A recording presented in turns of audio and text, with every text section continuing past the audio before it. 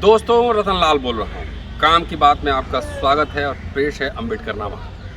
आज मैं ऐतिहासिक रूप से एक महत्वपूर्ण स्थल कुशीनगर में हूँ। बुद्धकालीन शहर, मल्लों की राजधानी। ये आप जब भी इधर आइए कुशीनगर, गोरखपुर, यहाँ जरूर आइए और अपने इतिहास से रूबरू होइए। यह जगह जहाँ मैं खड़ा हूँ, पीछे एक बड़ा सा स्तूप आप देख रहे होंगे। इस जगह को कहते हैं रामाभार स्तूप। और मेरे दोस्त हैं जो कैमरा संभाले, उनसे बोले हैं कि एक बार कैमरा पूरा घुमा दें और यहाँ जो डिस्क्रिप्शन लिखा हुआ है रामाभार स्तूप का, उसके बारे में बताऊंगा। आप विजुअल्स पूरे घुमा कर लीजिए, तब तक मैं बोलता हूँ और आवाज़ तो आएगी कि रामाभार नामक झील के निकट अवस्थित यह स्तूप संभवतः भगवान बुद्ध के अंतिम संस्कार स्थल का द्योतक है। बौद्ध परंपराओं में इसे मुकुट बंधन चैत्य के रूप में जाना जाता है। मुकुट बंधन चैत्य का मतलब है जो मल्ल राजा जो बनते थे तो वो यहाँ नदी पर स्नान करते थे और यहीं पे पीछे नदी थी, यहाँ स्नान करते थे और यहाँ आते थे। यहाँ उनका पूरा संस्कार होता था और इससे माना जाता था कि आप किसी परिवार के अब नहीं हैं, पूरे समाज के हैं। 1910 ईस्वी के उत्खनन से इसके गर्भ में दीवार के कोनों के अतिरिक्त परिधि पर वृत्ताकार स्तूप का आंशिक रूप से पता चला था, जिसका पूर्ण अनावरण 1956 ईस्वी में हुआ। इस विशाल स्तूप की वेदी व्यास जो है 34.14 मीटर है, जो कम से कम 2 उपानों से युक्त नींव के ऊपर निर्मित है। इस स्तूप के चारों ओर अनेक मनौती स्तूप है। मनौती मतलब मान्यता वाले, कोई अगर मनौती मान रहा है और काम पूरा हो गया तो मनौती स्तूप बनाते थे। 2 मनौती स्तूप हैं, अनेक मनौती स्तूप हैं कि इसके अलावा कई अन्य भग्नावशेष हैं, जिनके एक बड़े आयताकार कक्ष के अवशेष विशेष उल्लेखनीय हैं। यहाँ के उत्खनन से पर्याप्त संख्या में मिट्टी की मुहरें, सील्स, अलंकृत डेकोरेटेड ईंटें, ब्रिक्स इत्यादि प्राप्त हुई हैं। पिछले अभी एक प्राचीन नदी हिरणावती नदी के किनारे मौजूद हूँ। ये नदी लुप्त प्राय हो चुकी है और कई जगह कहते हैं कि नालों से भी बदतर स्थिति है। एक ज़माने में कहते हैं कि बुद्ध ने आखिरी बार यहीं पानी पिया था और जो मल्ल राजा होते थे उनका जब राज्याभिषेक होता था तो यहीं पे स्नान करते थे और स्नान करके जो मैंने स्तूप के बारे में चर्चा की है, वहाँ पर जाकर उनका पूरा राज्याभिषेक होता था और वहाँ पे ये कहा जाता था कि आप अब समाज के हुए। और यहीं पर उनकी देवी का भी स्थल है मल्ल राजाओं के, लेकिन अब वो छोटा सा मंदिर है और अब कहते हैं कि दुर्गा देवी का मंदिर होगा। ये पड़ताल का विषय है और इतिहास के छात्रों को शोध करना चाहिए कि ये मल्लों की देवी से दुर्गा देवी ये कब बन गई। और ज़रा मैं दिखाइए ज़रा विजुअल से, ये किसी अधिकारी, कोई अच्छे प्रगतिशील सोच के अधिकारी रहे होंगे, उन्होंने इसको जीर्णोद्धार करवाया था, लेकिन अब सिस्टम बदल गया है। राम मंदिर पे करोड़ों अरबों रुपए खर्च हो रहे हैं, लेकिन इस नदी में मछलियां मर गई हैं, बदबू आ रही है, न पानी छोड़ा जा रहा है, न रख रखाव किया जा रहा है। बार बार मैं कह रहा हूं कि कुशीनगर ऐतिहासिक दृष्टिकोण से बहुत ही महत्वपूर्ण जगह है और इंटरनेशनल सर्किट, बुद्धिस्ट सर्किट बन सकता है।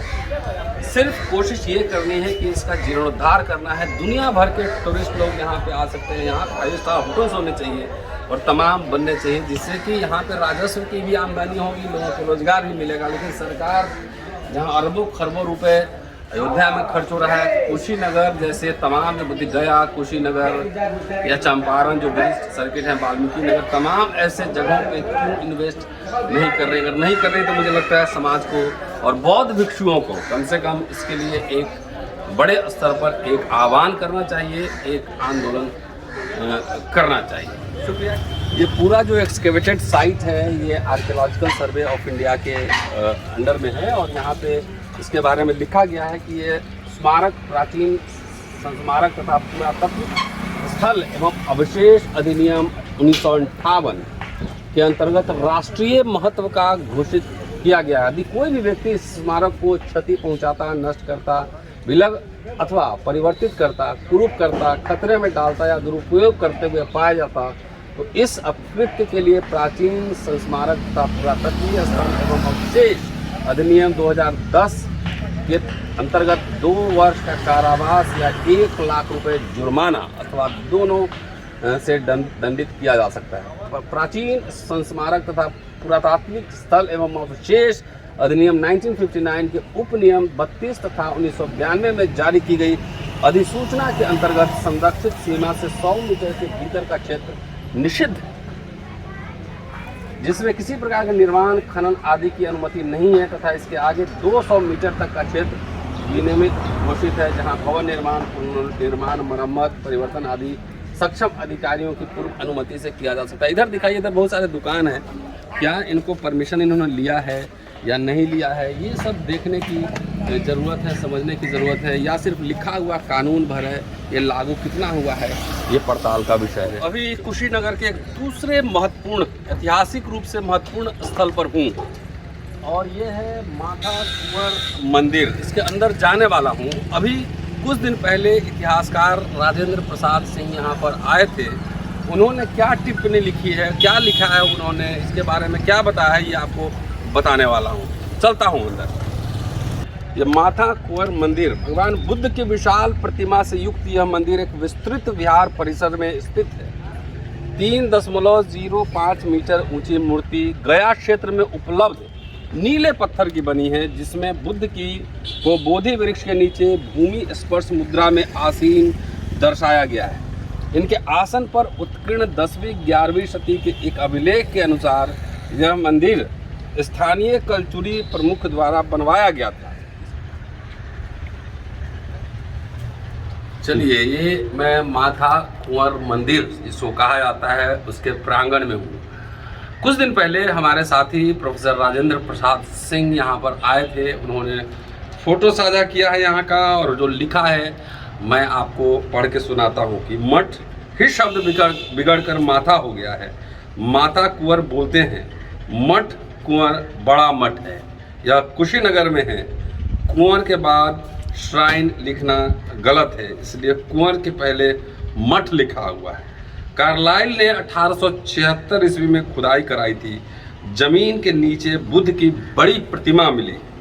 ऊंचाई 3.05 मीटर है।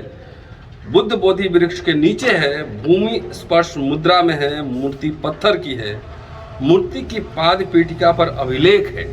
अभिलेख से पता चलता है कि कलचुरी प्रमुख ने यह मूर्ति बनवाई थी या उसका जीर्णोद्धार कराया था। अभिलेख की लिपि 10वीं 11वीं सदी की बताई गई है। जीर्णोद्धार इसलिए कि इत्सिंग ने ऐसी मूर्ति कुशीनगर में देखी थी। यह जगह बड़े बौद्ध मठ का भाग है। मैं अंदर की मूर्ति भी आपको दिखाना चाह रहा था, लेकिन यहाँ के जो स्टाफ है कह रहे हैं बड़े साहब से परमिशन लेना पड़ेगा। वो सारनाथ से परमिशन मिलता है या फिर दिल्ली से। अब दिल्ली से कौन साहब देते हैं? Archaeological survey of India. तो दिल्ली के आर्कियोलॉजिकल सर्वे ऑफ इंडिया के साहब लोग परमिशन देंगे तब मैं मूर्ति दिखा सकता हूँ। वैसे ये ऐसा क्यों है मेरी समझ में नहीं आ रहा है, अब क्योंकि ये पूरा खुला जगह है और ये छात्रों के लिए और वैसे लोगों के लिए जिनको अवेयर करना चाहता हूँ उनके लिए बनाना चाह रहा था। लेकिन खैर कोई बात नहीं, इस साहब लोग को इस पर सोचना चाहिए कि शिक्षक भी आते हैं यहाँ, शोधार्थी भी आते हैं, छात्र भी आते हैं। अगर आपके इसका प्रचार अगर कर रहे हैं लोगों के बीच तो आपके लिए और अच्छी बात है, आपका काम आसान हो सकता है। लेकिन बाबूशाही है तो उसमें आप कुछ नहीं कर सकते हैं। शुक्रिया, कीप वॉचिंग, देखते रहिए, शेयर करते रहिए। आज मैं दिल्ली लौट रहा हूँ, कुशीनगर, गोरखपुर। कभी भी आइए, अगर आप देवरिया या आजमगढ़ कहीं आसपास आते हैं तो कुशीनगर आना न भूलिए। ये बहुत ही इम्पॉर्टेंट बुद्धिस्ट साइट है और मैं पहले भी बता चुका हूँ कि चंपारण ले लीजिए या गया ले लीजिए, ये जो पूरा सर्किट है ये दुनिया का सबसे बड़ा बौद्ध सर्किट है। इससे बड़ा बौद्ध सर्किट कहीं नहीं मिलेगा। गया, बोध गया, कुशीनगर से लेके तमाम चंपारण और केसरिया स्तूप, तमाम इस सब जगह पर आकर ज़रूर देखिए। इतिहास से रूबरू होइए। इतिहास जानना बहुत ज़रूरी है, नहीं तो आजकल व्हाट्सएप यूनिवर्सिटी के ज़माने में कथा कहानी को ही इतिहास बनाकर परोसा जा रहा है। शुक्रिया, कीप वॉचिंग एंड शेयरिंग। आपसे जल्दी मिलता हूँ। दिल्ली आ रहा हूँ आज।